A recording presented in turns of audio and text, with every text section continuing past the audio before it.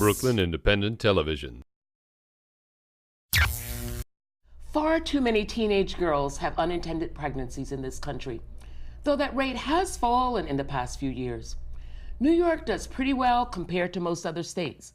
But according to one study, when it comes to teen abortions, we're at the very top. And this is one #1 ranking we could do without. Here to discuss the possible reasons for the high rate of teen abortions and what we may be able to do about it is Joan Malin, President and CEO of Planned Parenthood of New York City. Thanks for joining us, Joan. Thank you, Monica. Lovely to be here. I want to know, how bad is the problem of abortion?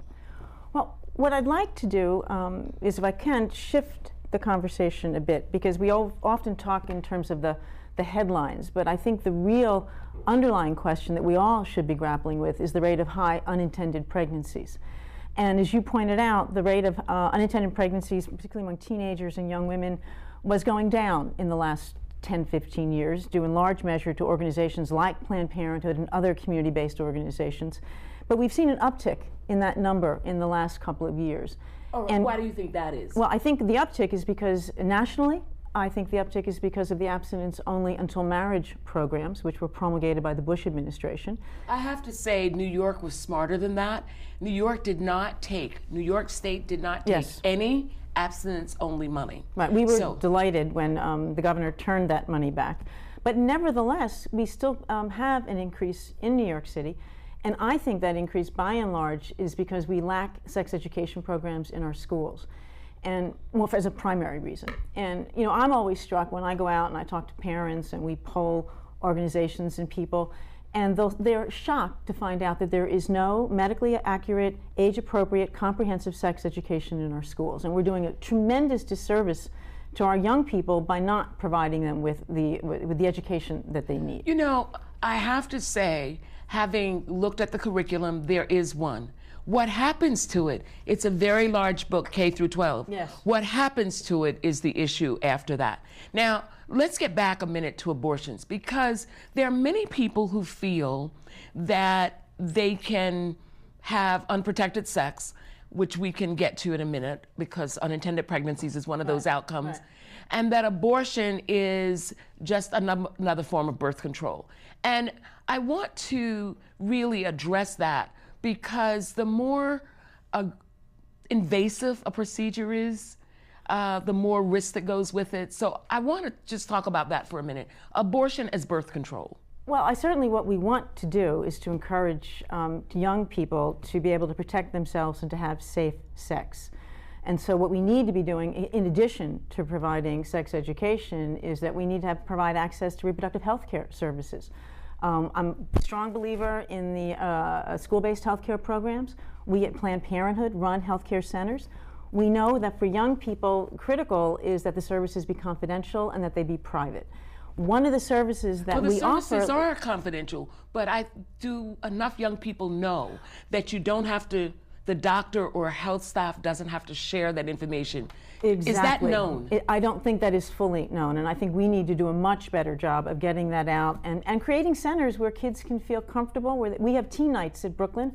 Our center is at 44 Court Street, and the first Tuesday of every month is just for teens. And we have pizza, and we have providers who, you know, are attuned to young people, in the hopes that we can invite people to come in, because in addition to unintended pregnancies, and you, Monica, I think know this extraordinarily well, the rates of sexually transmitted infections in this city, particularly among young people and among young people of color, is astronomical. So we are doing them a tremendous disservice by not providing them the education and the services that they need. And one of those services is access to emergency contraception. It is available. Before emergency contraception, for example, do you have condoms out at all of your— Oh, absolutely. Absolutely, we do. At all of your sites? And I have to say, I have to applaud New York City for having New York City condoms, because I think it is a terrific way of getting a message out, being very public about it, and making sure that they are accessible. What about female condoms? We do provide them. We actually, we have a wonderful street outreach program called Project Street Beat, which goes around to parts of Brooklyn and parts of the Bronx, going to people who are at high risk, and there we make a particular effort in giving out female condoms.